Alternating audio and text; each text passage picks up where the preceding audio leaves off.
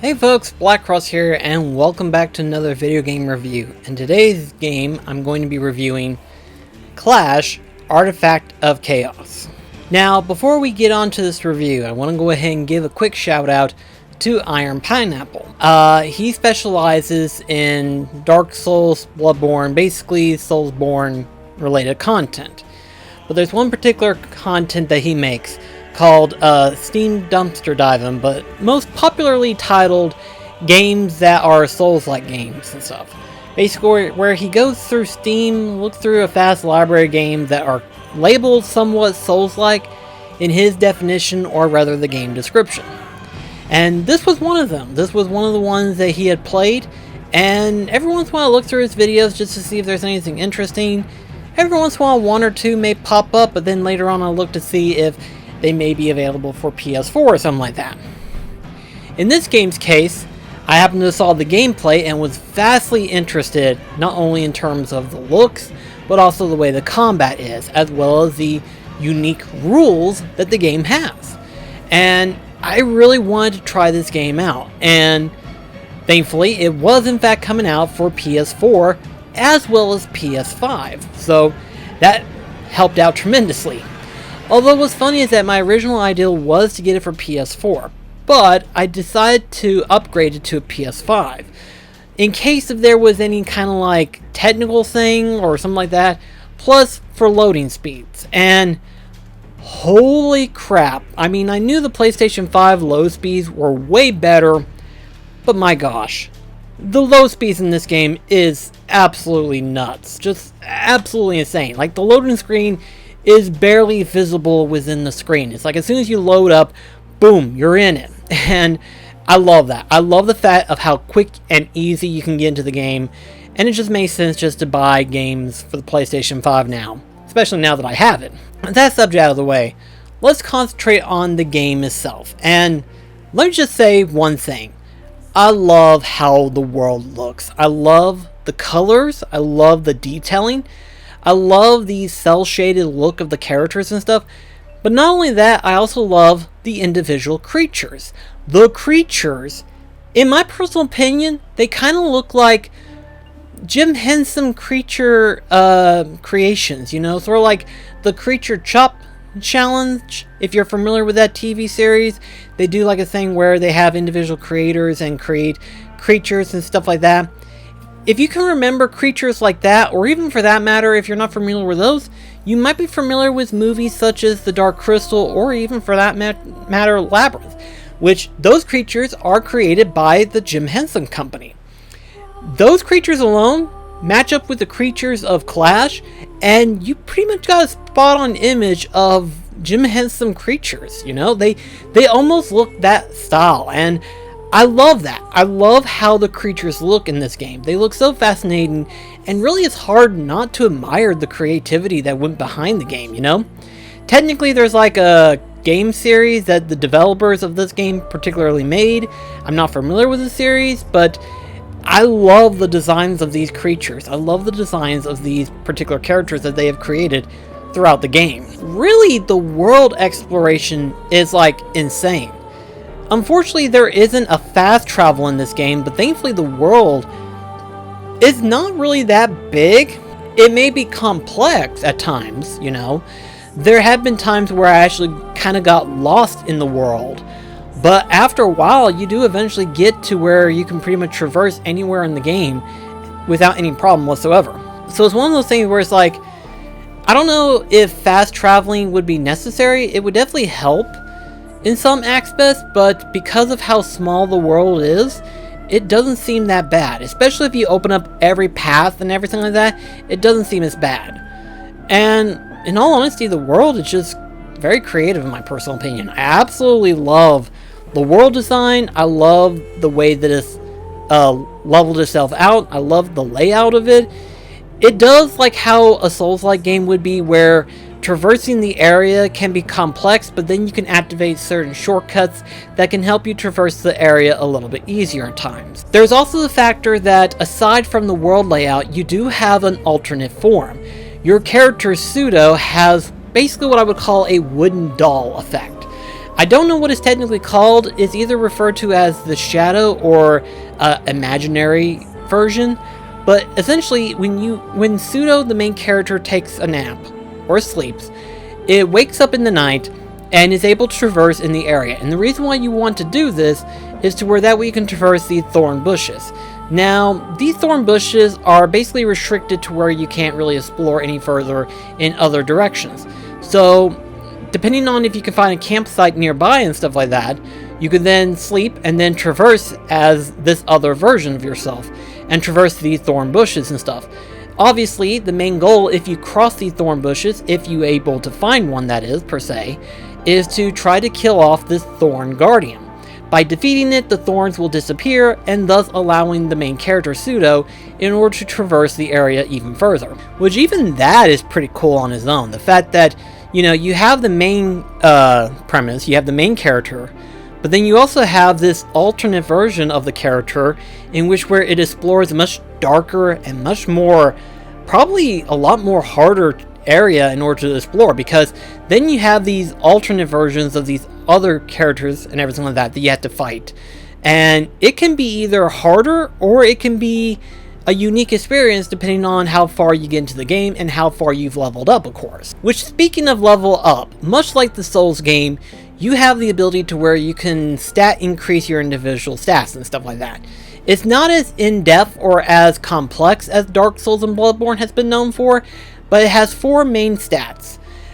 You have your basic attack, you have the shield bar, which based on the shield bar itself, if you have it full, you take 50% less damage than you would if you had no shield bar whatsoever.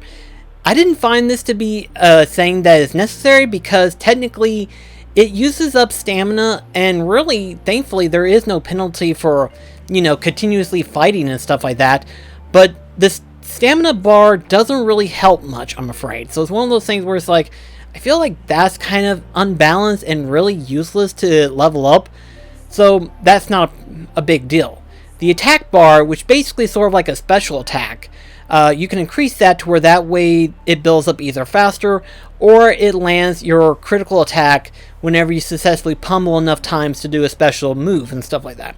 Which is really awesome, really cool looking, and I absolutely love it. Then you have the endurance status, which basically increases your overall endurance and withstandings of not only attack power, but also stun ratio. But obviously, you want to be certain that you have enough stun ratio to where you can knock the opponent back a little bit, to where that way you can still continue to land more hits. But also, to increase the attack power overall. Not only that, but you also have different fighting techniques and different fighting styles that Pseudo can learn. By learning these different styles through these different statues, you then get to build Pseudo's fighting technique style a little bit better. You can hold upwards to 2 different fighting styles, as well as 3 special attacks, and these 3 special attacks can be of any way that you want to finish off and stuff like that. So it's really cool that the fighting style of the combat can be interchangeable. It's really fun just to be able to customize Pseudo based on how he fights, how he finishes off his attack combo. It's really cool and really in-depth. And you can level these up as well. Much like how you would level up a weapon, you level up these fighting stance techniques and stuff by finding these wooden dolls, these various of wooden dolls, which level up the different attack patterns and stuff. And I love that. That's really cool. So not only do you have your stat building, you also have your technique building, and that really makes a complex build overall. Now, of course, the game does have it to where you can have different armor pieces equipped, as well as wielding weapons, but even towards the end game, those weapons will eventually prove to be useless, because really, they don't do anything towards the end of the game, especially if you get far enough in the game, and you're just able to just blast through hordes of enemies like nothing else. In fact, another thing too is that when you're in the alternate version, you can find armor pieces to help you protect during certain circumstances, to where you can fight off against the enemies in the alternate form. Some increases your endurance, some increase your attack power, so on and so forth. So all of that's really cool, but all of that is technically basic when it comes down to one small other thing. And this one by far was my favorite attribute to see. This is basically a gimmick and a mechanic, but one that I love. This is literally the coolest thing, because it basically immerses you into the world that this world is created by, and that is the ritual. What is the ritual? Well, essentially it basically comprises of two phases. Phase 1 is basically the mini game itself, where where basically you challenge somebody through the ritual, where you basically throw a set of dice, and these dice depends on the number. You also have these stakes that basically change the number or destroys the dice entirely, or adds on to numbers depending on the circumstances. You can either flip the dice, you can either cut them by points and stuff like that, so on and so forth. So really your objective is to ultimately get more points than your opponent, to where that way you can initiate the second phase of the ritual, which is using the artifacts. Using these artifacts can either handicap or increase the challenge even further depending on whose side wins. If you win, you get to use your artifact, which could be any artifact that you find, or if the opponent ends up having more points than you, then they get to use their artifact against you. So it can be very challenging, or it can be very easy depending on how things go. And there are even artifacts where you can actually recruit allies to your side. So depending on if you win the challenge, you can actually recruit more allies later on in the game, and it can actually help you get through the game much further. And I love this. I love this. Even though I lost the majority of these rituals, I still had fun playing these rituals because I was so immersed in this game. It is so fun and it's so unique. Was it hard at first? Yes, it was. It was very hard at first. But here's what's weird. It kind of does like a Legend of Zelda type game, specifically Breath of the Wild, where it starts off really hard. But as you continue exploring the world and as you continue to level up your stats and stuff, it unfortunately gets very easy. Like, painfully easy. Very easy, in fact, to a point where really fighting sort of the final bosses and stuff like that wasn't that awful, in my opinion, you know? Technically, the goal of the game is to basically traverse the world, protect the child, and defeat Gemini and her 3 guardians. And to do that, you need to find 4 shield artifacts in order to protect yourself against their artifacts. Basically null and void altogether, to where you basically don't do the ritual against them. Although if you wanted to, you could react the ritual naturally and fight them that way. Although losing against the ritual might prove to be a major difficulty spike if you're not careful, as I have learned this on my second time playing through the final parts of the game, because I was kind of curious. I wanted to see how difficult it was to go through it. You can technically beat these guardians and Gemini in the ritual, but you could also lose, and if you lose, it's gonna flippin' hurt. And I found this out the quick and easy way. I mean, yes, I did beat through the main game using the shield artifacts because I've got them. But then after I did that, I decided to go back through it again and see what it would be like if I just had no shield artifact whatsoever. Keep in mind, I was still a high level character and stuff like that, so I was able to get through it just fine. But even at level 67, Gemini artifact hurts. And I'm like, wow, no wonder you still need those shield artifacts. Imagine having to go through the game without those shield artifacts really early on. It could really hurt. And I think that's kind of like the same way with Breath of the Wild, where you can fight Gemini and her guards early on. And that's cool. Is it scary? Probably more than likely, yes. But it would be really fun to see what would happen, you know? It's one of those things that I wouldn't mind trying eventually, because this game is awesome. I absolutely love this game. It's one of those things that I absolutely applauded for being unique and different, yet at the same time have such an in-depth as well as intense gameplay. So cool and amazing, and I absolutely love it. Unfortunately though, it's going to be hard to recommend this game. Why? Because of its difficulty spike. Now, here's the thing. Yes, it can be hard at first, and especially depending on if you're not used to the ritual, you're not used to the hand-to-hand combat, you're not familiarizing yourself with everything and stuff like that, you could have a challenging time getting through this game.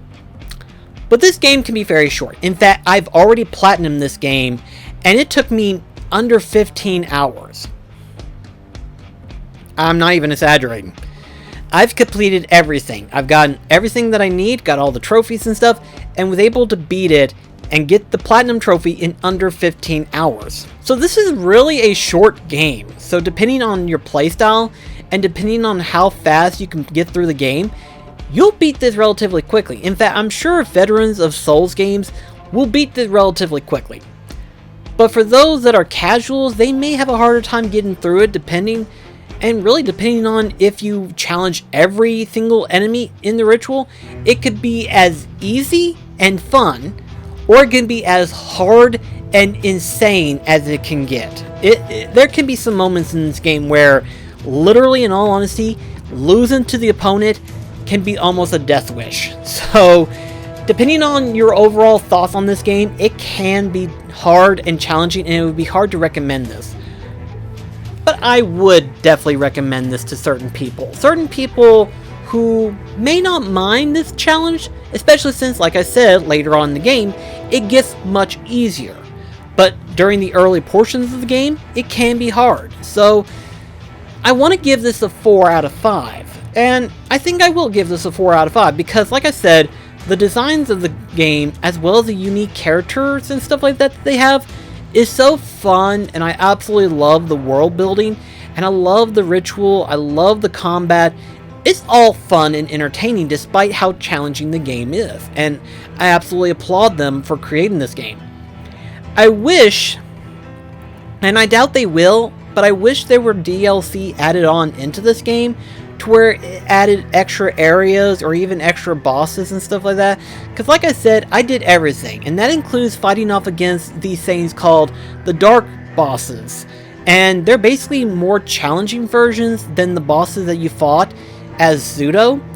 Basically, you're fighting them in your shadow form and stuff like that. So, depending, yeah, they can be harder, but like I said, at the time that I was doing them, I was already getting high enough level, and by the time I beat the dark bosses, that's where the majority of my level progression really kicked off, with the fact that I was leveling up so quickly because of how quickly I was taking down these bosses and stuff. So, like I said, it can be easy depending on how far you go, or it can be as hard depending on how you go about it. And like I said, it could be as easy depending on if you win these rituals, and it could be as hard depending on how often you lose. It just depends on your preparation in the game and stuff like that.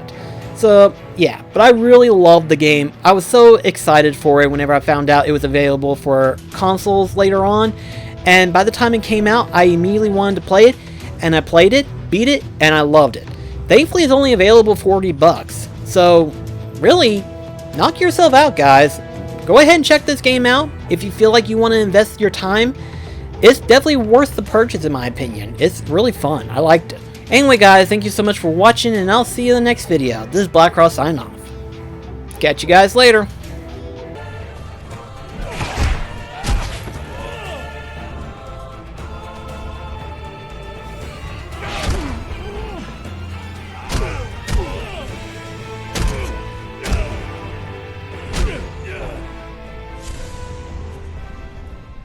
Should have left me alone.